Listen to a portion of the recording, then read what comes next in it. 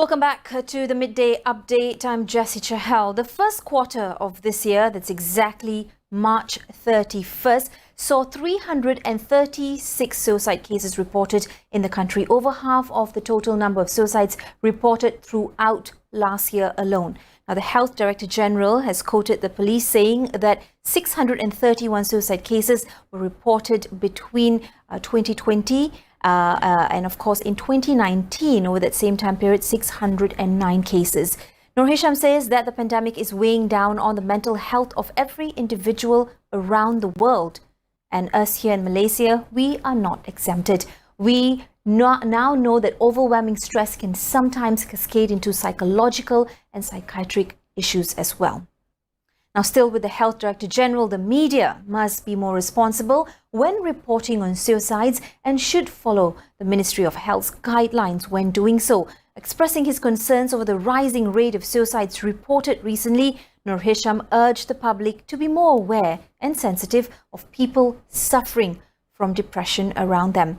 According to Dr. Nur Hisham, there were 631 suicides in last year alone, compared to 609 in the year before. These, of course, stats I just mentioned that have been released by the Royal Malaysian Police data. As of March this year, just up till March, 336 suicides have been reported by the police as well.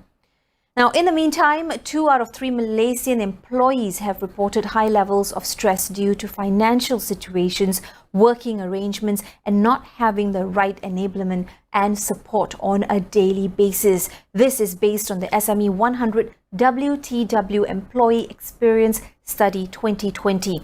This survey aims to provide insights on employees during the pandemic and to raise awareness around the importance of developing strong employee experience. The regional study was done across a few countries here in the region: Indonesia, Singapore, and Vietnam. The long and short of the report is apparently this: adapting to and recognizing challenges are half the battle in keeping businesses productive, as 2/3 of the workforce in Malaysia are employed by SMEs.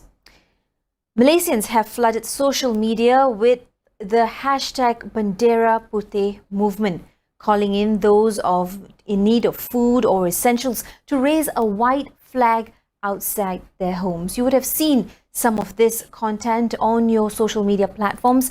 Now, by waving that flag, it indicates that households need assistance, allowing neighbors to render necessary aid to them. Social media users have described the Rakyat Self-Initiative hashtag Bendera Putih movement as a brilliant initiative to assist those in need without having them plead, or worse still, to be embarrassed to seek help.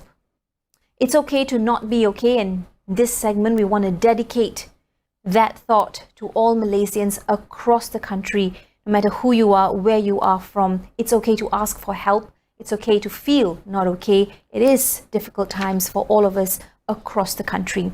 Now, before I get to my next guest to discuss this, I'm sure you've read or seen a picture of this man who hung himself at the overhead pedestrian crossing along the Silk Highway. This also, unfortunately, went viral on social media. According to his family members, the 56-year-old was suspected to be COVID-19 positive. He claimed he could not take the pain he experienced. Now, let's all take a moment to remember and say a prayer for all those who have lost their lives. The Star, not too long ago, in a release, says that Penang recorded 53 suicide deaths, 19 attempts from January to May this year, from the Chief Minister Chow Kon Yeow. Now, this article in The Sun says on the 28th of June that a spike in suicides and attempted suicides under lockdowns from Batu Kawan MP Kasturi Pato.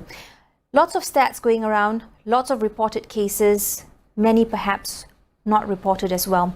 To discuss this further, joining me via Skype right now is Joyce Hu, counselling psychologist and clinical hypnotherapist. Hi Joyce, thanks for being with us today. Such an important topic, one that sometimes gets, brushed under the carpet. I'd like to start with the media and its responsibility when reporting on suicides, as pointed out by the Health Director General. What are your thoughts, Joyce? I think it's quite damaging to the family of the victims as well because it's not that respectful. And I think also that sometimes when you post it, there will be the copycat syndrome in which people will be actually triggered because there are many people out there who are already in desperate mode. So they may have thoughts about it. And when they think about this, they see on the media, it probably provokes them as well. So I think one thing is that we need to minimize that, and another thing as well, sometimes we need to limit our social media as well because sometimes it's very depressing what we see on there, and also when people share, it's not very good as well. Joyce, also from the Health Director General, he says such signs as depression, loss of interest in regular activities, difficulty in focusing, isolation, with of course MCO as well. Now that's heightened, a lack of sleep and loss of appetite. These are among signs of someone who could be suicidal, and he's urged them to seek medical help. You specifically want to focus on what you can control and let go of what you can't. Perhaps you could give us an example of this and expand, because in this troubling times, when stress is high, there is really, you have a clouded mind and there's not much you can make sense of. You perhaps Yeah. don't also Yeah. know how to get to a point where you can get clarity, Joyce. Yeah. I think when it comes to wanting to have all these suicidal thoughts, a lot of times we feel that hopelessness inside us. So if we do focus on things that we can't control, let's say the world economy, it's beyond our control, nothing we can do about it. Or let's say we are focusing on the fact that COVID numbers are not going down. So that is something beyond our control and it makes us feel desperate or maybe even hopeless and hopeless. So probably what we want to do is focus on something that we can control. Like say for example, our family's health. So we'll make everyone stay inside, we'll stay safe, that kind of thing. So it makes us feel that there's something I can do, I'm in control. Another thing would be to probably focus on something that gives us a bit of certainty as well. There's quite a lot of things we can't be certain because things fluctuate, economies go haywire, or businesses even close down, right? So find a certainty that you can actually rely on. For example, family members. For example, how much support they can give you. I personally find that sometimes having a pet also is a form of certainty. So the most important is that belongingness that we need to feel, right? So sometimes we could reach out to friends or maybe if you can go out and volunteer. So like this white flag initiative, I think it's a good thing. So if you are feeling a little bit like I'm out of control, go out there, do your part as well. That gives you a sense of purpose. And I think that's much better. So, one more tip for everyone is probably we might need to change our expectations a little bit. I know it's going to be a long ride, but sometimes when we expect something too big, like I wish this COVID would just drop down right now, but it's kind of impossible. So I would say set small goals and then there'll be much more accomplishments. Like, for example, today I'm going to help someone. And when that's done, you feel accomplished. Or today I'm going to distribute some hand sanitizers or some masks, and that makes me feel hopeful. So I would think that making small accomplishments like that gives you that sense of purpose, that sense of being hopeful again. I think, Joyce, you mentioned a very important word, hope. And when we're in despair, a hope seems, the furthest thing, perhaps so invisible that we feel completely helpless. I want to go back to what you said earlier. You said that one has to create certainty in life, i.e., perhaps getting a pet, but also very usually relying on family support and love, especially in a very uncertain world that's currently what we are, trying to grapple with. How do you build or tap from this safety net, and also to know that not many people have this safety net to go to? Mm. One thing that we have to do is that we have to not be shy to ask.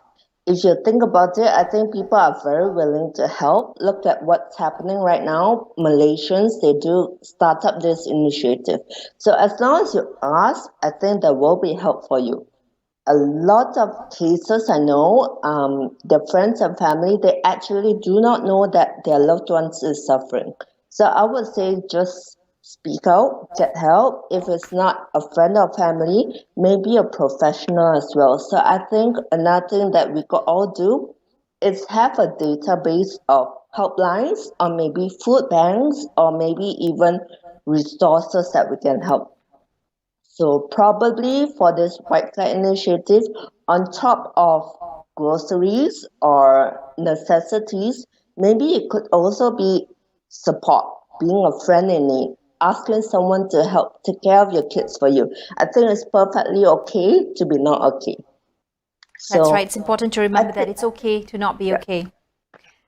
I wanted to very quickly also ask you, perhaps you may be seeing more patients than you normally do in usual times or pre-MCO, pre-pandemic times. Perhaps if you could very quickly share one tip or, you know, a surefire way to help relieve some stress for our viewers watching today, because you say that it's important to find something that you are in control of. So in that moment where you feel, you know, almost like a breakdown, perhaps when you're at the edge, what's the one thing that one can do to feel a bit more grounded, a bit more safer? I think that's to be in the present right now, to recognize that I'm okay right now. So the thing that I tell everyone to do is that just put your hands on your heart as if you're saying, I love myself, right? And just close your eyes and maybe just say, I'm okay. Everything is going to be okay. And it's okay. Because the simple word of it's okay, it just tells you so much. We don't need to be specific in the sense that my finances will be okay, my health will be okay, but just the word it's okay. I think that's very reassuring. It's something that we can all do to ourselves. Probably another thing we could do is also to reach out and text someone. So That's whether right. or not this Reach out to yeah. family, friends, and loved ones. There are people around you who care, who love you, and who want to see you through difficult times in terms of holding your hands. They will be there with you. Thank you very much, Joyce. We hope to speak to you again. Joyce Hugh there joining us to talk a little bit about these difficult times and how we can get through the mental challenges that many of us are facing. Well, that's all for now. Before I head out, here's a gentle reminder. Please be a bit more aware of people around you. They might be in need. And if you feel like life has run out on you, just do this. Literally, sit on your hands and just think. Just spend a few more minutes thinking. Kita jaga kita. Malaysia, we will and we must get through this. I'm Jessie Chahal. This has been Midday Update. Take care.